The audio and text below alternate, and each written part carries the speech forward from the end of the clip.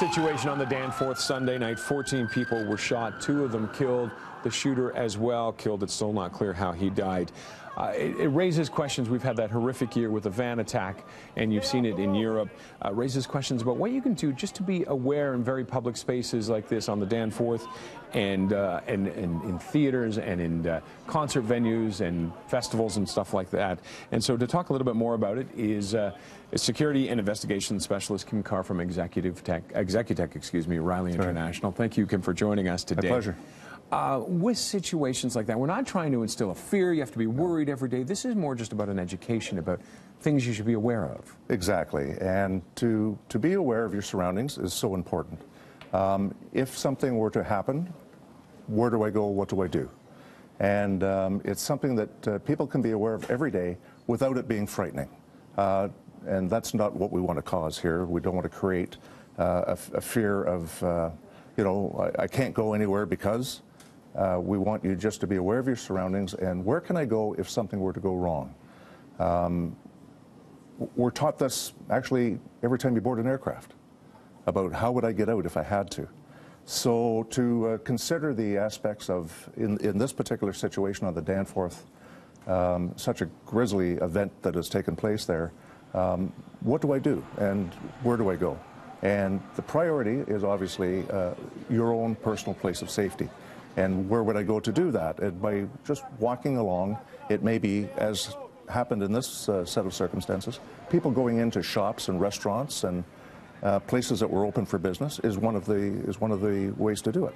Other people took to the ground and just stayed on the ground and hid behind vehicles, planters, fountains, until they felt it was safe to move forward. Other people just laid on the ground until they believed that the shooter was past them, and then they got up and ran the other way down side streets and to where they believed to be places of safety. So the paramount is your own personal safety and the people directly with you.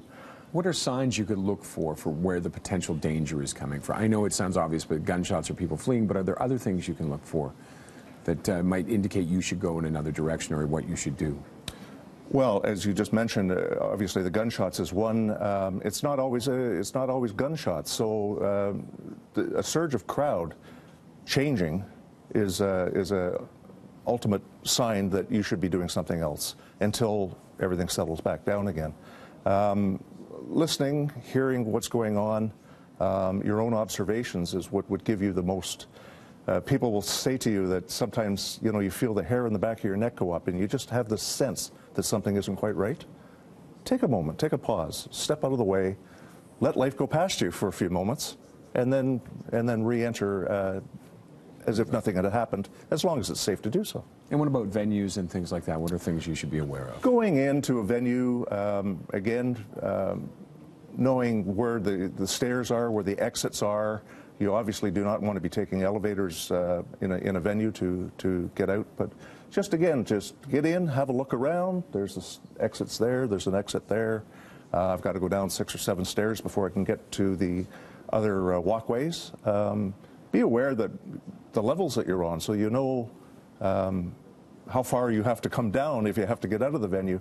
That goes back to the World Trade Center, where people had worked in those buildings for many, many years and didn't realize that, you're on the 53rd floor, but the way the stairs were organized, where you would come down 7 or 8 stairs, loop around, go down another 7 or 8 before you're at the next level down. So just to be aware. It's not that you have to study it and memorize it, just awareness. All right. Kim, thank you very much for joining us. My pleasure. Thank you. Kim Carr is a security expert with Executech Riley International Security. And we'll have more coming up on BT after the break.